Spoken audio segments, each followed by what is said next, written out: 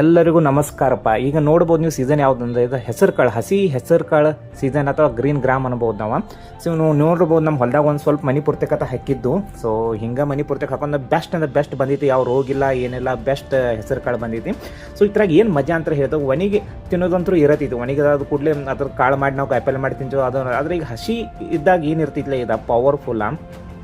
ಏನು ನಾವು ಹಿಂಗೆ ತಿರುಗಾಡಿ ತಿಂತೇವಲ್ಲ, ಇದು ಭಾಳ ಬೆಸ್ಟ್ ಅನ್ನಬೋದು. ಸೊ ಹಸಿತ್ರದಾಗ ಭಾಳ ಅಂದ್ರೆ ಭಾಳ ಪವರ್ಫುಲ್ ತಾಕತ್ ಇರ್ತೈತಿ, ಅದಂತೂ ಸೆಕೆಂಡರಿ ಇರಲಿ. ಸೊ ಹಂಗೆ ಮಜಾ ಮಾಡ್ಕೊತ ನಮ್ಮ ಹೊಲದಾಗ ನಾ ತಿನ್ಕೋತೀವಿ.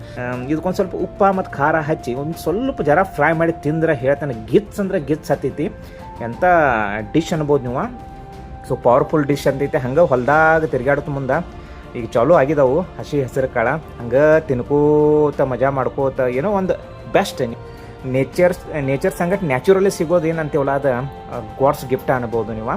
ಸೊ ನೀವು ಏನಾದರೂ ಹಾಕಿರ ಹೆಸರು ಕಾಳು ಹಾಕಿರ ನಿಮ್ಮ ಹೊಲದಾಗ, ಸೊ ಹೆಂಗೆ ಬಂದವು ಸೊ ಹೇಳ್ರಿ ನನಗೆ. ಸೊ ಜೈ ಹೆಸರು ಕಾಳು. ನಮಸ್ಕಾರ.